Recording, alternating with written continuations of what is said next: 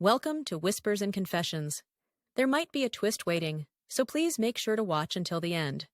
Don't forget to subscribe and like. Let's begin right away. Hello, my name is Alex, and I'm 42 years old. My wife, Megan, is 39. We have a 4-year-old child. My coworker, Jason, is also 42, and his wife, Sophia, is 40. Jason and his wife don't have any children yet. In the past, my wife Megan was quite reserved and introverted, and she wasn't particularly active in our intimate life. On the other hand, I have a high sex drive, so I often found myself trying to persuade her. This led to some minor frustrations on my part. Megan has a slim but well-toned figure. She works out regularly, so she's even more muscular than I am, though in a subtle, attractive way. Jason's wife, Sophia, has a slightly fuller figure, not overweight, but more voluptuous than average. I've always been drawn to that body type, so I'd sometimes get a little excited whenever I saw Sophia. Jason and I work in the same department, and over time, we became good friends outside of work as well. Since our ages are similar, our two couples also grew close. We'd often spend weekends or holidays together, traveling or having drinks. Then, one day, I got an unexpected transfer offer at work. Since we didn't have a child yet, Megan and I decided to move together. The new job location was close to Megan's family, which was a great benefit for her. At first, being away from Jason felt a bit lonely. I ended up focusing more on my relationship with Megan, and before long, we had a child. With the responsibilities of parenting, my life became busier and more fulfilling. Then, suddenly, Jason got transferred to my department, almost as if it was fate. Since giving birth, Megan's personality has changed a lot. She used to be more distant, but now she's the one initiating intimacy, sometimes even overwhelming me with her enthusiasm. Our relationship has become much more satisfying, with stolen moments together after the baby falls asleep or playful encounters in the bathroom. Meanwhile, Jason's situation was different. Due to his mother-in-law's health issues, his wife Sophia couldn't move with him, so he had to relocate alone. The distance made it hard for Jason to see Sophia regularly, and he'd often share his frustrations over drinks. Recently, whenever Jason and I drink together, I end up talking about Megan's newfound passion. I even joke that sometimes I feel exhausted from keeping up with her. Jason laughs, saying, "Lucky you. Maybe you could lend Megan to me sometime." But over time, his tone started sounding more serious. One day, I invited Jason over to our house. When Jason arrived, Megan welcomed him very enthusiastically. She said, "Oh, Jason, it's been a while. I'd love to see him again." We had a small get-together at home, and Megan, like a natural mom, looked after our child while chatting happily with Jason. I noticed Jason watching her with interest. After that evening, I asked Jason for his thoughts, and he said things like, "Megan has such sexy hands," and "her lips are really attractive." When I mentioned this to Megan, she laughed and said, "It must be tough for him being away from Sophia. He should come over more often." Half jokingly, I told Megan, "Maybe you should keep him company sometime." To which she laughed and said, "Careful what you say. If you keep teasing, I just might." Not long after, Megan and I decided to visit Jason at his apartment. We left our child with her family, and it was just the two of us. Megan seemed unusually enthusiastic. She brought a variety of ingredients and cooked a big meal for him. To me, it was just the usual cooking I'd eat every day, but Jason kept complimenting her, saying it was delicious. Seeing his reaction, I realized he probably hadn't been eating well. Jason had also prepared a wide selection of drinks, which Megan, who'd recently started enjoying alcohol, appreciated.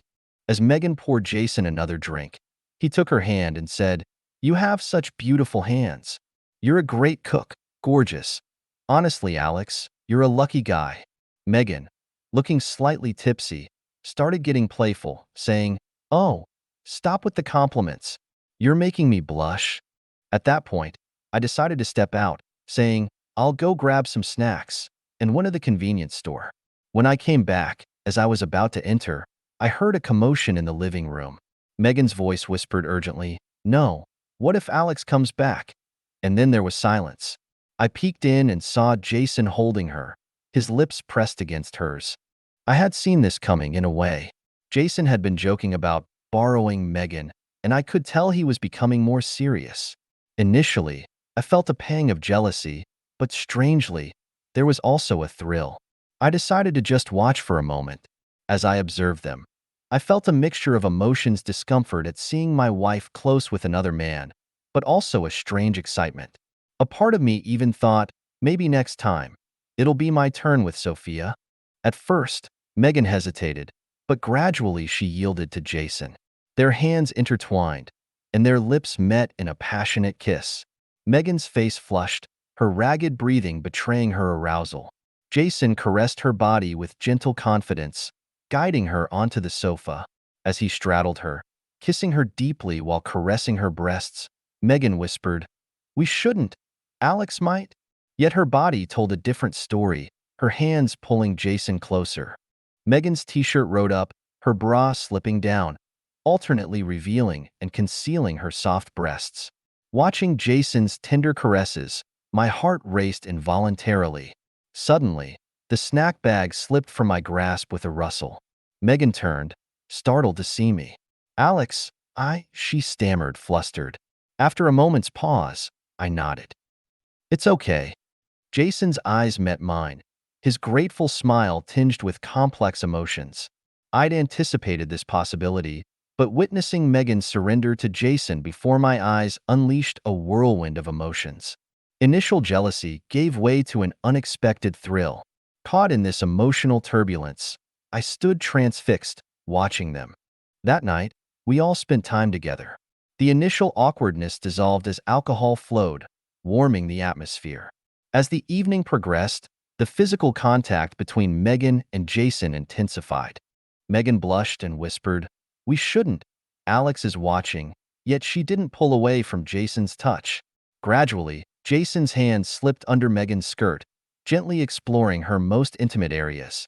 Though hesitant at first, Megan soon lost herself in the moment, seemingly forgetting my presence. Her breathing grew heavy, soft moans escaping her lips. As the intensity built, I could sense Megan nearing her climax. Jason's movements quickened, causing Megan's body to quiver. At her peak, she arched her back and cried out, clutching Jason's head to her chest. Her face radiated pure ecstasy, a look of complete satisfaction washing over her. Watching them, I experienced a confusing mix of emotions: jealousy, excitement, and an unexpected thrill compelling me to keep observing. Later, Megan reciprocated, pleasuring Jason with her hands. Gratefully, he murmured, "Next time, I'll bring Sophia." Once home, Megan admitted shyly, "Showing that side of myself while you watched was incredibly arousing." A few days later, I got a message from Jason saying that his wife, Sophia, would be joining us for an overnight stay. We arranged for our child to stay with Megan's parents, and we headed to the spacious resort hotel Jason had booked. When we went to pick up Sophia, she admired our new car. "Wow, a new car. I'm jealous." Sophia looked lovely in a light pink camisole, jeans, and a straw hat. Her soft, fair skin stood out, and the glimpse of her cleavage, appearing and disappearing, made my heart race a bit. Jason had prepared a barbecue for us in a private area of the hotel. He brought the best food and drinks he could find. He mentioned that he and Sophia used to have barbecues often before he moved away for work, but he'd lost the motivation to cook like this while living alone. Since we were all together this time, he went all out. Seeing how happy he was made both Megan and me feel relieved. Barbecuing in such a beautiful setting was amazing, and with the refreshing breeze, I wished the moment could last forever. There's nothing quite like spending a day with friends, drinking and enjoying a meal. After grilling and drinking for a while, Megan said, "We're running low on supplies. I'll go get more," and headed to the kitchen. I was already full and content with just the drinks, but it seemed like everyone else wanted to keep eating. After she left, I kept drinking with Jason and Sophia, reminiscing about our time before the move and sharing memories from trips we'd taken together. Neither Jason nor Sophia mentioned anything about what had happened with Megan last time. It seemed like Sophia didn't know. As she laughed and chatted with us, I found myself getting captivated by her warm, cheerful energy. When I came back from a quick trip to the restroom, I noticed Jason whispering something into Sophia's ear. As I approached, they quickly stopped and gave me awkward smiles. Although I was a bit tipsy, their behavior seemed odd. A little later, Jason casually excused himself. At first, I thought he'd just gone to the bathroom, but he didn't come back. Sophia said, "He's probably helping Megan in the kitchen." I had a feeling something was up, though I brushed it off at the time. Later, it turned out my intuition was right. After Jason left, Sophia's demeanor suddenly became more forward. Her hands started lightly touching my arm, her gaze testing me in a way I couldn't quite ignore. "So, Alex, are you and Megan thinking about a second child?" she asked out of nowhere, catching me off guard with the personal question. "Actually, Megan and I have been talking about it," I replied. "So, you want another one but haven't gone for it yet?" Sophia's questions started feeling more direct. "Since having our first, Megan's changed a bit," I added. "Oh? Changed how?" she asked, as if probing deliberately. Sophia smiled and said, "You and Megan seem so happy together. I'm a little envious. With Jason away on business trips, I get lonely sometimes." Here's a natural American English translation of the text you provided. After a while, I glanced toward the kitchen. Through a gap in the curtains, I could see Megan and Jason standing close together. Megan, her top off, was leaning against Jason. I looked at Sophia, and she was looking back at me. "You saw that too, huh?" she said, with a hint of jealousy. "I'm a little envious. But you were waiting for me too, weren't you?" We kissed. Sophia's lips were soft, different from Megan's. We kissed so intensely that I almost dropped my beer. "Let's go over there," Sophia said. We went to a bench in the back. It had a nice view, but it was also a place where others might see us. Looking into Sophia's eyes, we shared a wordless understanding. We kissed again. Her soft skin under my fingertips, the light sheen of sweat tracing down her neck, all of it was perfectly in harmony. Sophia's curves had a different appeal than Megan's, her gentle touch giving me a thrill I hadn't felt before. As our hands and lips explored each other, everything else blurred, leaving only the two of us in that moment. She took me to a place of pleasure I'd never experienced.